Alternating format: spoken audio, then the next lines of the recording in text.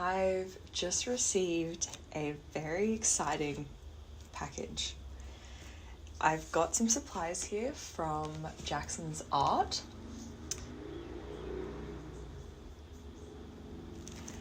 And personally, I don't buy very many new art supplies anymore these days. I haven't really for the last sort of few years, really. So when I get art supplies, it feels like it's Christmas, and I just wanted to film an unboxing to open everything with you guys and show you what I got. So let's just get straight into it. I've already cut this box open, covered up my address so I could open this easily, but I haven't, look, I had a sneak peek, of course, but I haven't opened or played with anything yet. So I think that still counts as a proper unboxing.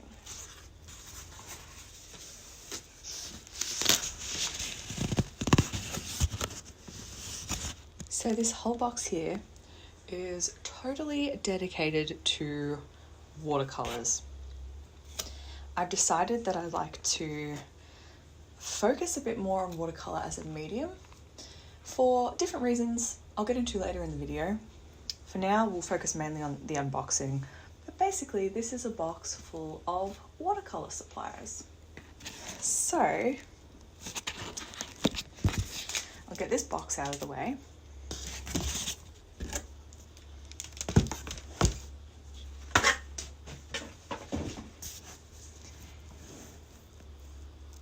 And we'll have a proper look at what I got here.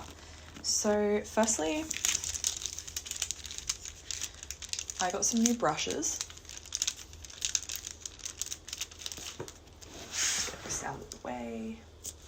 So I got some new brushes, and honestly I was a little bit overwhelmed with the selection on Jackson's. They have an amazing, really comprehensive selection of, well, most art supplies, pretty much everything you need, but also brushes. So I didn't really know a brand, or I didn't even really know the sizes, because sizing can be a bit inconsistent with brushes. So I just thought, you know what, after a lot of umming and ahhing and trying to figure it out, I went, you know, I'm just gonna go with what I feel. These look good and I'll try them out. So I got all three brushes from Da Vinci, the brand, and this is the Da Vinci Casaneo XS. Now, I actually didn't realize that I bought this in the extra small, like, travel version, but I've looked at my order again and I definitely did. So that's an extra small, like, really short-handled version of this brush.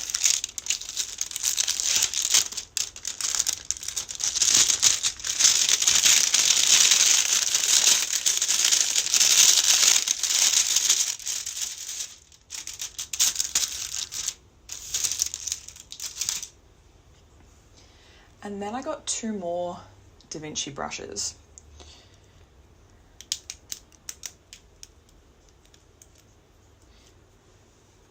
So they are from the same range. They're from this Casaneo or Casaneo range, but these must just be the regular size handles. And this one here is the extra small. So, like, yeah, it is quite a bit smaller, but yeah, we'll have to see how it feels in the hand, because it might not bother me too much, but we'll see. And it's definitely my own fault that I ordered that and didn't realize.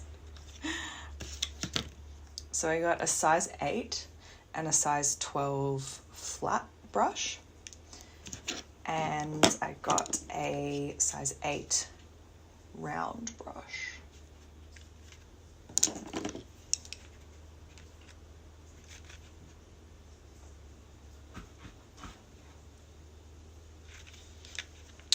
These brushes too, they are synthetic.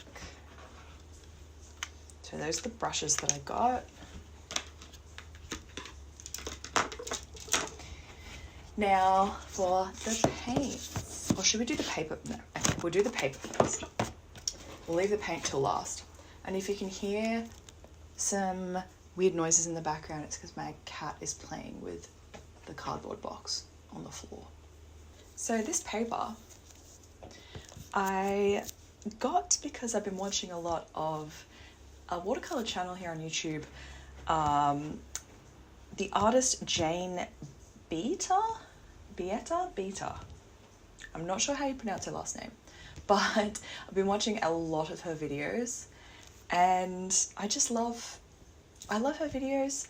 I love her paintings. I just love what she does, and I thought I would take her suggestion. In one of her videos, she talks about this paper, and because I was looking to try some new watercolor paper, more of an artist grade quality, but something maybe less expensive than Arsh, because I've tried them in the past and I like it, but truly I honestly don't mind cheaper watercolor paper for the most part. Like in the past, I've had fun with it. So I wanted something that was more of an artist grade, but that I would still feel like it wasn't the most crazy, fancy, expensive thing, and I could still, you know, in my mind just go, you know, I can buy as much of this as I want, use as much of it as I want, no guilt, but it's a really good quality paper. So when she mentioned this in her video, Jane, I thought, you know what, that sounds perfect, and it looked really good. I think she uses quite a bit of water in her watercolor, and I think I might as well. Like, I think I might start trying to incorporate that into my style. So I thought, oh, we've got some thunder. I don't know if you heard that. It's not even very grey outside. The sky is a little bit blue and we've got thunder. Interesting. Okay. Yeah, I just thought this paper would be really worth a try, and it was really reasonably priced for, you know, you get 10 sheets. It's a pad, so it's not bound in a block, so I'm expecting some warping and stuff. That might be like a little bit of a downside compared to buying like Arsh paper or something similar in a block, but I'm very excited to try it. This is the Canson Moulin de Roy, 100% cotton watercolor paper, and I bought it in cold pressed. In hindsight, I probably wish that I bought one in hot press, one in cold press, but I do tend to like a little bit of texture in my watercolor paper, so I don't think I mind too much. And if I like this, that means then I'll, you know, I can experiment with the hot press in the future. So I got two pads of that, and you get 10 sheets in each. So I thought that was quite good. I was tossing up whether to I was thinking of getting a sketchbook, and then I thought, well, I think I'm going to make a whole separate video about that. But my thoughts on sketchbooking as of today and how I'm approaching sketchbooking, and I think having just paper is more suited to my needs at the moment, or my style of working, if you know what I mean.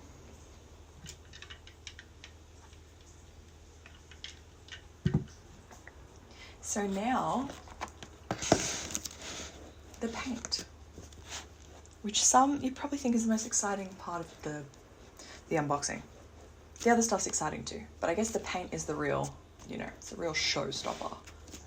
I don't know what I'm talking about. I'm just excited. So I got this Sennelier test pack, and the only reason I got this was because I just wanted a tube of Payne's Grey, because I've nearly used up my only pan that I have of Payne's Grey. And yeah, I wanted a full tube of it because it's one of my favorite colors. And I was going to buy a single tube, and then I saw that this pack of 5 tubes wasn't that much more expensive. Admittedly, you do get a smaller tube. I was going to buy a 15ml tube of Payne's Grey, and I'm only getting a 10 in this. But I thought, you know, actually, it would be kind of fun to test out some more Sennelier paints because I've never used them before. And because my main set of watercolours that I've used for years has been a Winsor & Newton Cotman, which is their student grade watercolour paint, I might have similar colours in that, but these are artist grade. So this immediately is going to be like that step up for me into these artist grade, into these colours, but in an artist grade paint. So that's why I went with these. And then I also got some individual watercolours.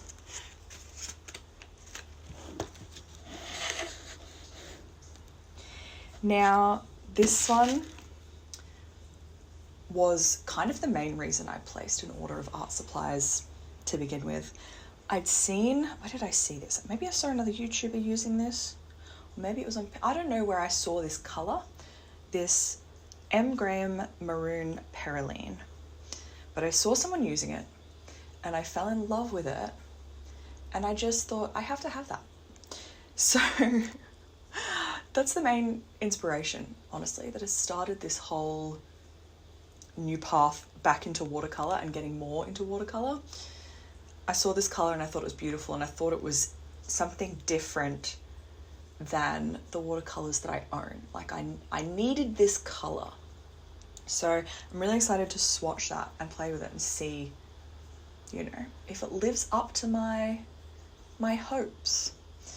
And then these two paints were a bit of like a whim purchase, but these two paints are by the brand Isaro, and I'd never really heard of them. And then I just was looking at the different brands on Jackson's and I came across these and I saw some colours that were really pretty. And I just thought, you know what, sometimes it's fun to just buy paint because it's pretty. And then I found a blog post and a YouTube video. I can't remember what her name is, but I will put it on the screen. And she tests out a bunch of these colours, and these are two that she really loved. And in her swatches and everything, these two were just so pretty that I thought, if I'm going to get two, I'll just start off with these. There was a couple more that I want. Well, I want all of them. I want all the paint ever. But these were the two that I was like, you know, I'll get these first. I really want to try these out. So I got Powdery Pink and Nordman Green. I'm expecting this one to be a little bit more opaque because it's got that white pigment in it, I think. Where does it say the pigment information? Yeah, so this one's got white in it. This one obviously doesn't, it's just more like a regular watercolour. So I'm really excited to use these two. Now my battery is about to die, so I'm going to be back in a minute. Now before I create some swatches of all these paints, of course, I need to open this. So let's open this little tin and get these paints out and see what colours we've got.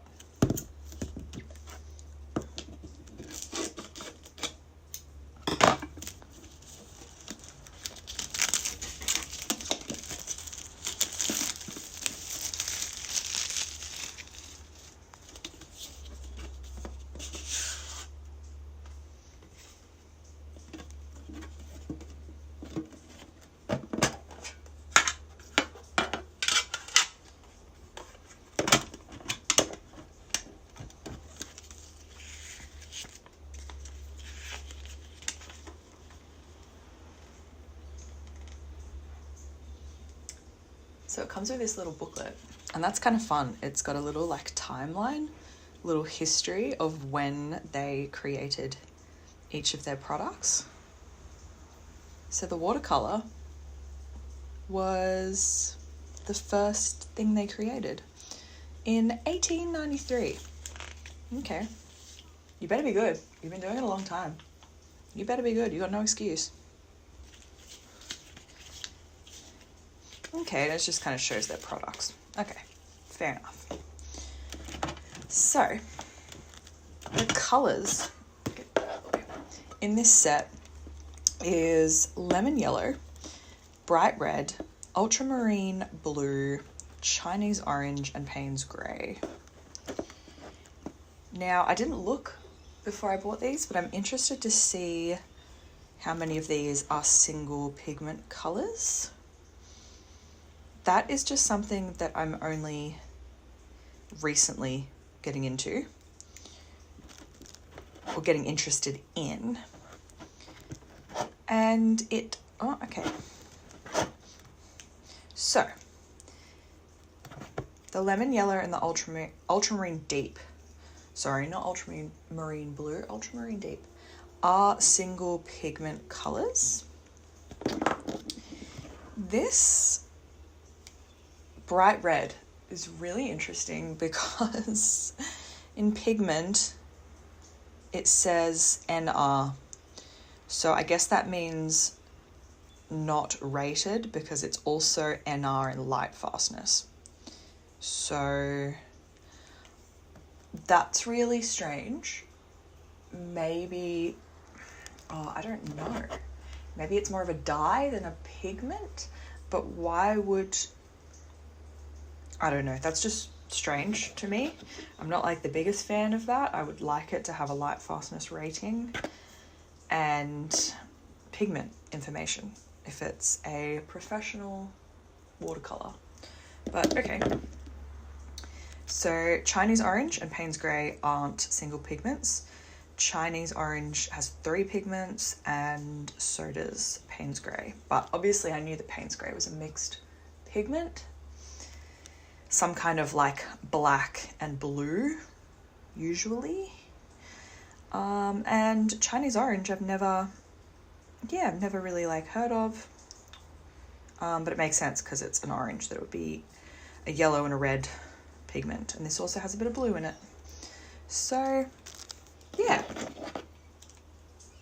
Initially, like, not too happy about this bright red situation, but like all my paints, like I'll use it in my sketchbook, so it doesn't really matter, you know, if it's not, like I'll still use it, but I just won't use this one for finished pieces because there's no light fastness rating. Like, weird.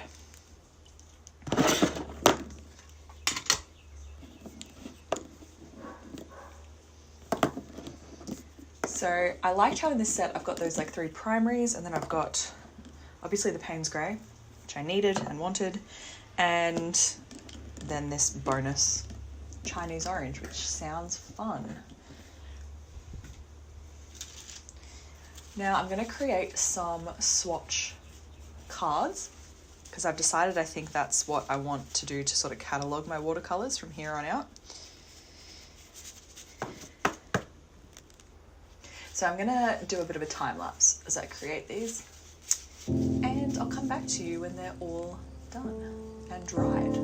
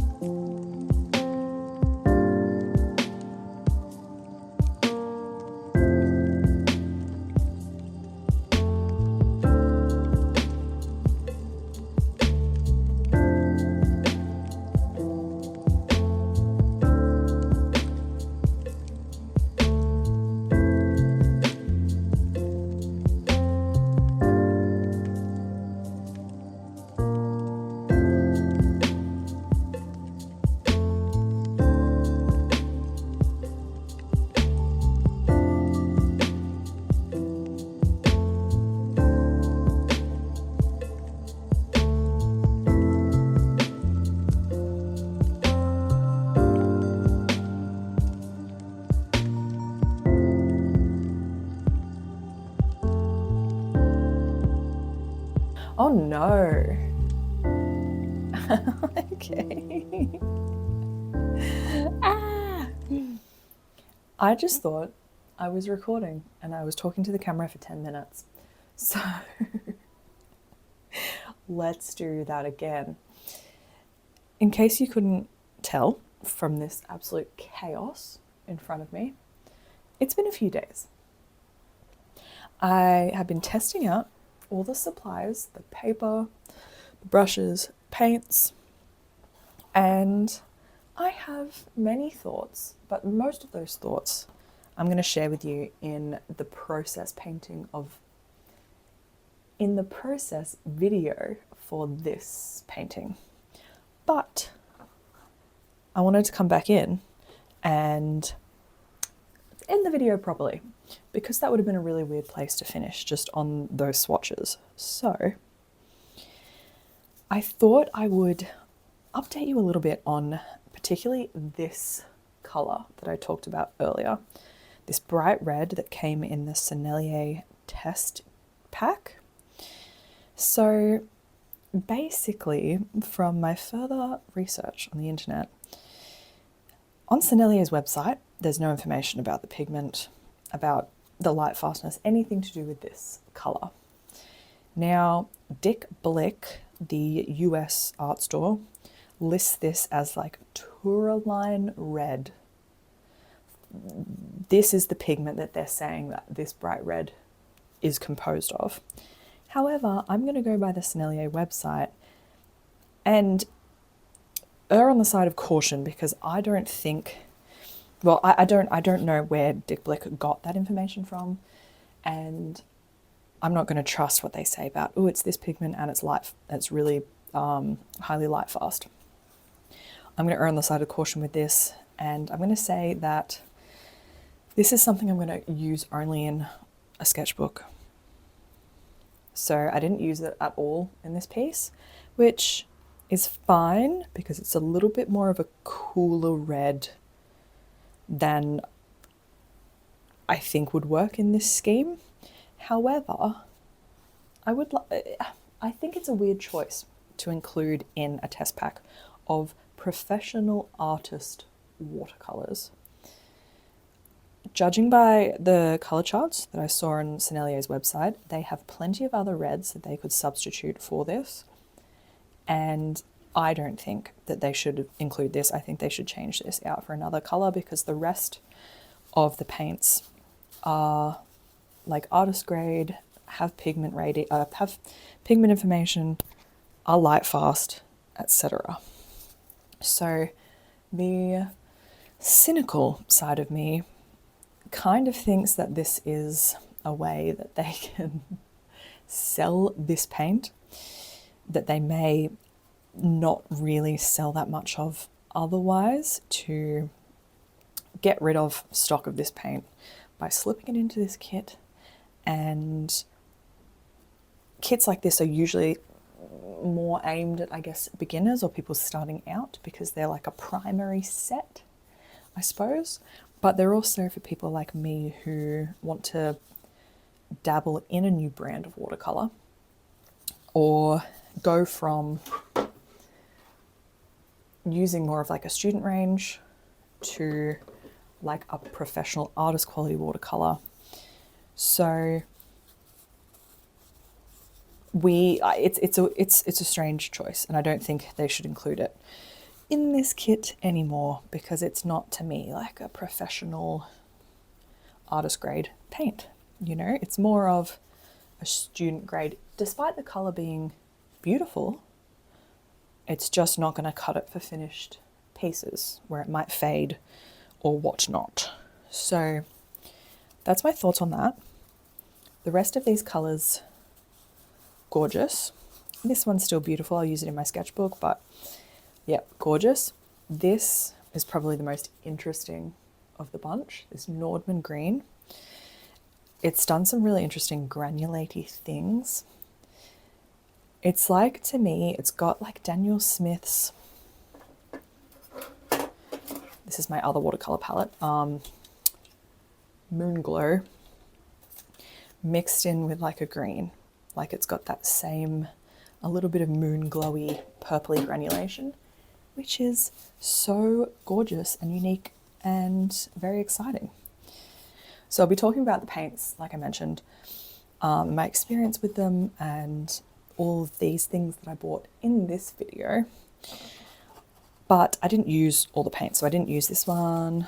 I didn't use this one, obviously, or this, but I used these 5 plus some other colours that I already have for this piece. So I think I used a fair selection.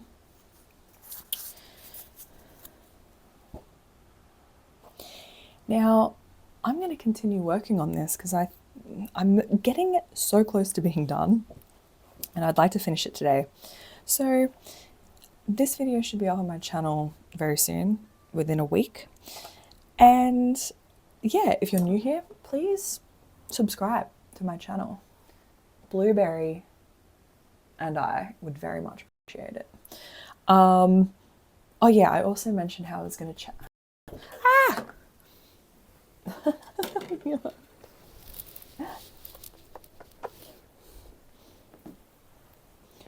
So on that note, I'll see you in the next video. Okay, bye.